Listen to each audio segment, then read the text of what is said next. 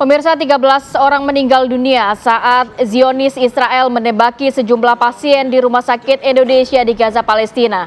Tank Israel mengepung dan menembaki Rumah Sakit Indonesia di Gaza. Sedikitnya 13 orang tewas menyusul serangan tersebut. Dikutip dari Al Jazeera, ada sekitar 700 orang termasuk staf medis dan orang yang terluka di dalam Rumah Sakit Indonesia di Gaza. Korban tewas termasuk dokter dan juga pasien. Laporan kantor berita resmi Palestina Wafa, tentara Israel menembak apa saja yang bergerak di dekat pintu masuk rumah sakit.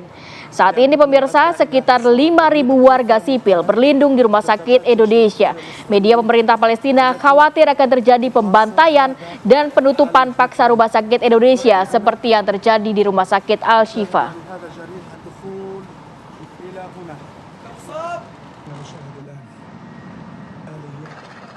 Indonesia mengutuk sekeras-kerasnya serangan Israel ke Rumah Sakit Indonesia di Gaza yang menewaskan sejumlah warga sipil. Serangan tersebut merupakan pelanggaran nyata terhadap hukum humaniter internasional. Semua negara, terutama yang memiliki hubungan dekat dengan Israel, harus menggunakan segala pengaruh dan kemampuannya untuk mendesak Israel menghentikan kekejamannya. Hingga saat ini, Kementerian Luar Negeri masih hilang kontak dengan 3 orang warga negara Indonesia yang menjadi relawan di Rumah Sakit Indonesia. Saya sendiri telah menghubungi UNRWA di Gaza untuk menanyakan situasi Rumah Sakit Indonesia dan memperoleh jawaban bahwa UNRWA juga tidak dapat melakukan kontak dengan siapapun di Rumah Sakit Indonesia saat ini.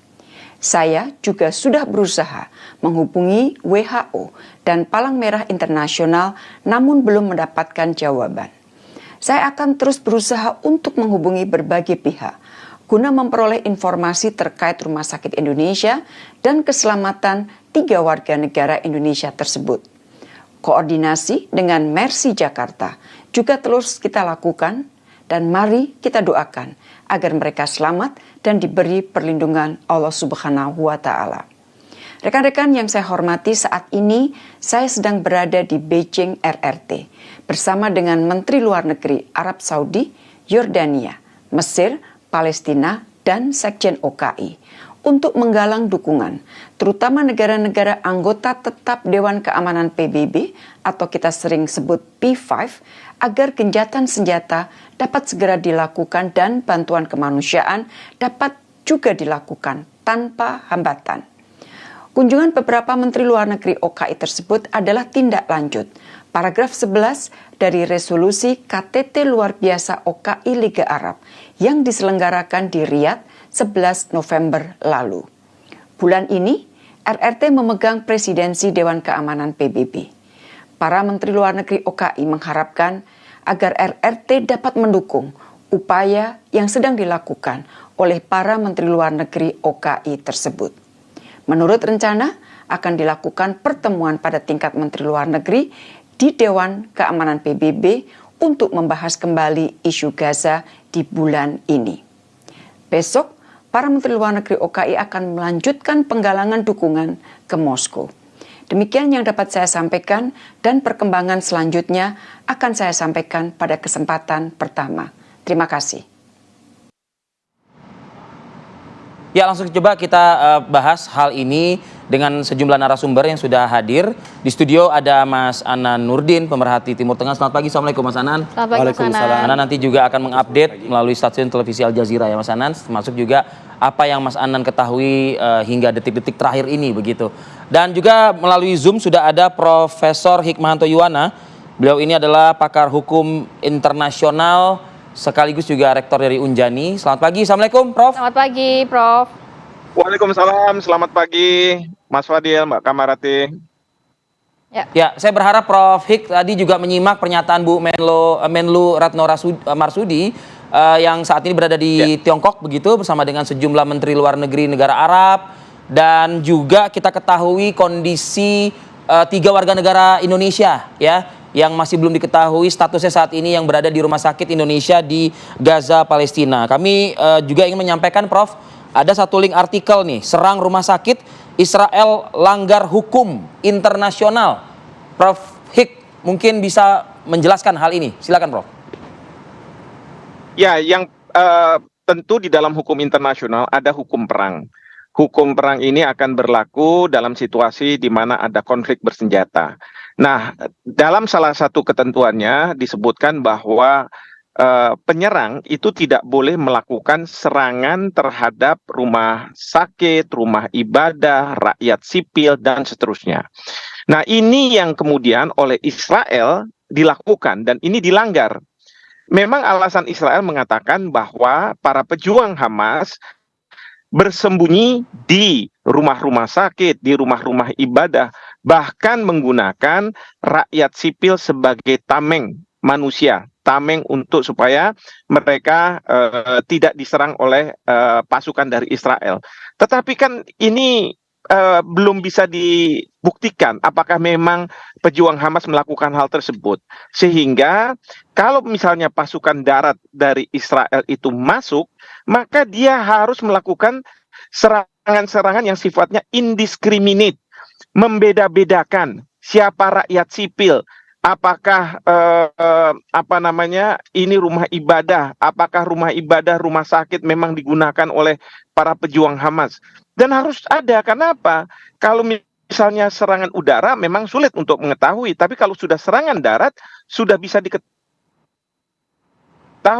Jadi jangan kemudian serta-merta mengatakan bahwa para pejuang Hamas ada di rumah sakit lalu kemudian dibombardir rumah sakit itu, dan kemudian yang jadi korban adalah rakyat sipil yang ada di situ.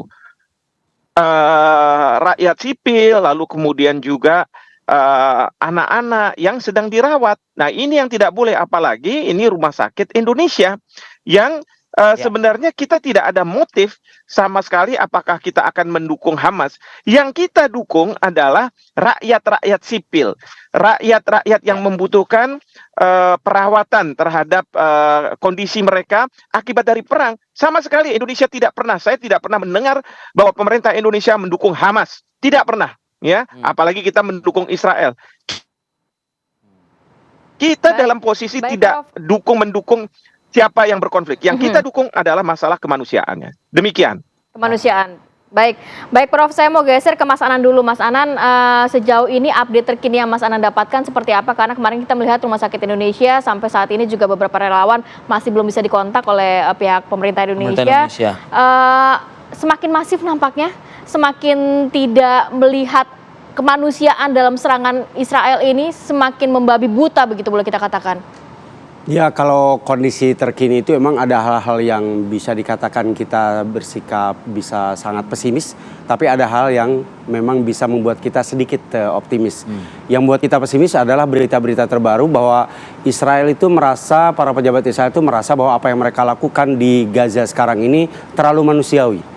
Dalam tanda kutip terlalu manusiawi karena mereka belum bisa menghabisi atau belum bisa mengatasi serangan-serangan Hamas yang selama ini mereka klaim di beberapa tempat, tapi serangan rudal mereka masih tetap bisa dilancarkan mengarah ke kota-kota meskipun Israel ada angka 13.000 lebih loh. Ya, bagi mereka itu belum cukup. Didominasi anak-anak dan juga wanita. Mereka belum cukup. Mereka berkata kita masih terlalu manusiawi menyikapi masalah Gaza. Dan ke berita terbaru yang paling menakutkan adalah bahwa mereka berencana untuk masuk ke seperti di utara, ke wilayah selatan. Sementara ini selatan itu masih hanya dibombardir melalui udara saja. Pasukan darat belum ya? Darat belum. Nah, rencana mereka sekarang adalah ingin mengirim pasukan tambahan untuk masuk ke wilayah selatan. Padahal warga Gaza Utara juga banyak yang berpindah ke selatan saat ini. Itulah yang membuat rencana mereka. Bahkan yang ketiga adalah bahwa mereka berencana tidak usah Gaza dibangun ulang, tapi semua rakyat sipil yang ada di situ, warga Gaza itu harus ditampung oleh negara-negara lain. Di dalamnya ada Mesir dan negara-negara lain, mereka diberikan tempat terusar. Maka akhirnya ini akan menjadi benar-benar rencana Nakba kedua.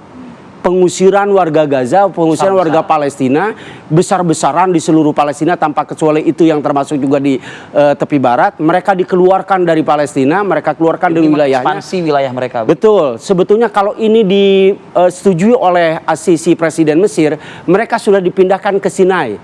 Cuman ini ditolak mentah-mentah oleh Presiden As-Sisi dan sampai sekarang tekanan itu masih ada dan beliau tetap masih menolak. Hal apa yang membuat optimis mungkin buat kita? Hal optimisnya adalah berita terbaru dari Amerika Serikat di mana difasilitasi oleh Qatar. Amerika Serikat. Mereka berdiskusi ingin mengadakan semacam jeda kemanusiaan selama 5 hari dengan membebaskan sekitar 70 tawanan. Ini mungkin agak sedikit memberikan harapan kemanusiaan di sana. Membebaskan 70 tahanan yang di saat ini ditawan oleh Hamas seperti itu? Betul, betul. Sudah terjalinkah komunikasi tersebut? Komunikasi masih terus dilakukan, bertempat di Qatar dan sekarang masih terus berlangsung. Oke, artinya take and give seperti itu ya yang harus dilakukan. Kira-kira seperti itu. Agar setidaknya 5 hari ini bisa tercapai begitu ya kurang lebih. Oke, kita jeda dulu sejenak, masih akan kembali saat lagi. Kita juga akan memantau bagaimana perkembangan terbaru dari stasiun televisi Al Jazeera sesaat lagi.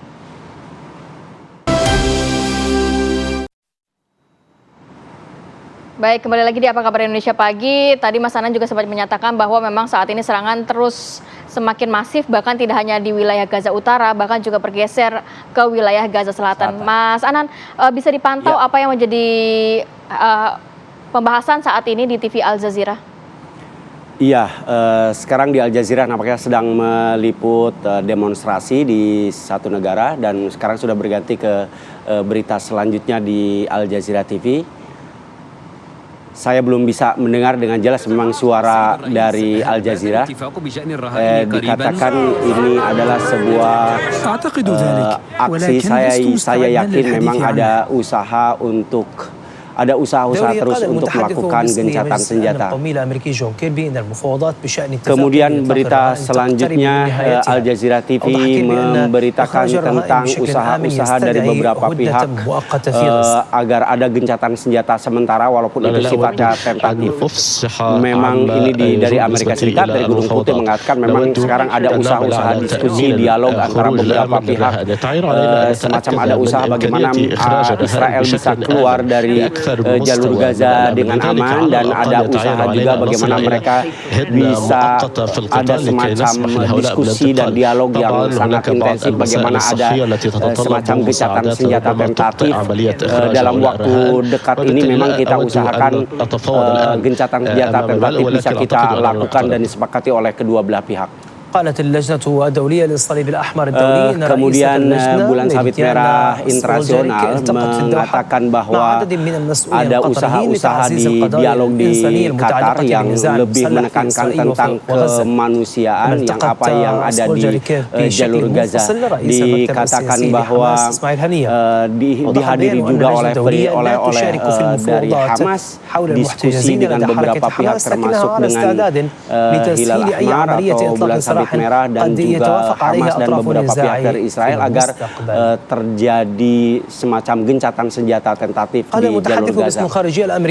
Kemudian juru bicara Amerika Serikat, Menteri Luar Negeri Amerika Serikat mengatakan bahwa mereka memang berusaha membantu menyelesaikan permasalahan di jalur Gaza atau perang di jalur Gaza dengan beberapa dialog-dialog yang terus dilakukan. Bahkan memang target akhir dari semua itu adalah bagaimana bisa mendirikan negara Palestina yang merdeka. Kita memang terus berusaha sekarang tentang berbicara tentang masa depan jalur Gaza. Memang saya tidak menyetujui sama sekali agar gimana Hamas bisa menjadi penguasa jalur Gaza. Saya tidak ingin mendukung yang dia katakan sebagai terorisme yang ada di jalur Gaza, dan saya juga tidak mendukung Israel untuk menjajah kembali jalur Gaza. Oleh karena itu memang harus dicarikan solusi bagaimana mendirikan atau mengadakan sebuah pemerintahan baru di jalur Gaza yang tanpa Hamas, dan tidak boleh ada penjajahan Israel kembali. Pemerintahan baru di jalur Gaza, tapi sebagaimana tadi informasi yang Mas Anan juga sampaikan bahwa keinginan Israel adalah justru menyingkirkan seluruh masyarakat Gaza, masyarakat Palestina keluar dari Palestina, dan tujuannya adalah untuk menguasai secara full, secara utuh gitu ya, wilayah Palestina.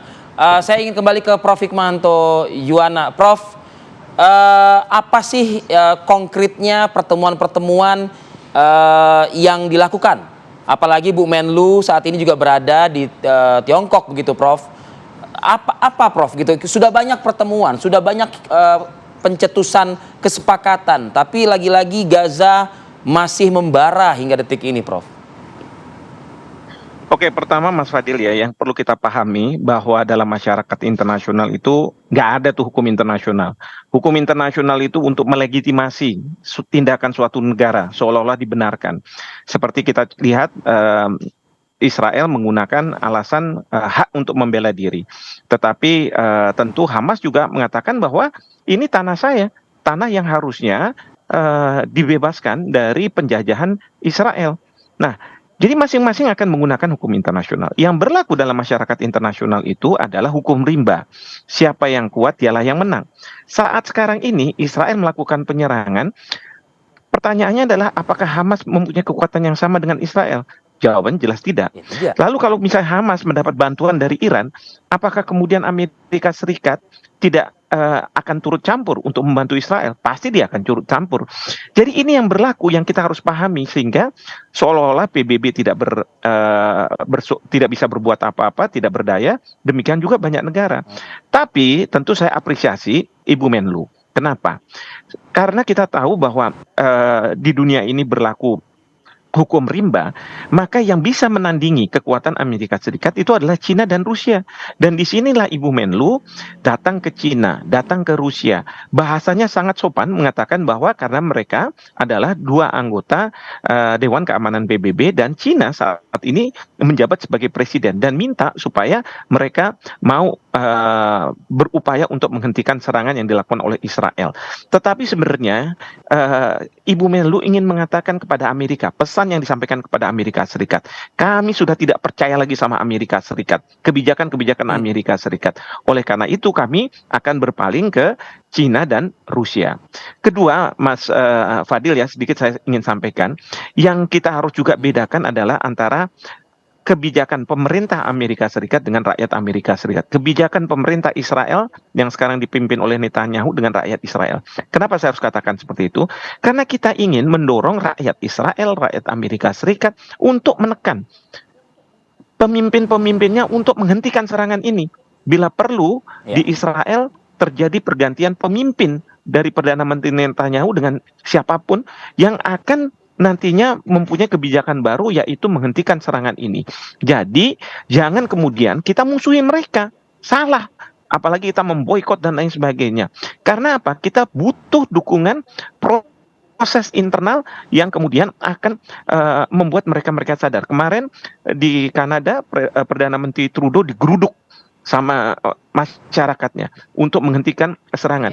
Amerika Serikat juga mengalami hal yang sama. Israel, rakyatnya juga minta supaya Perdana Menteri turun. Nah itu dia.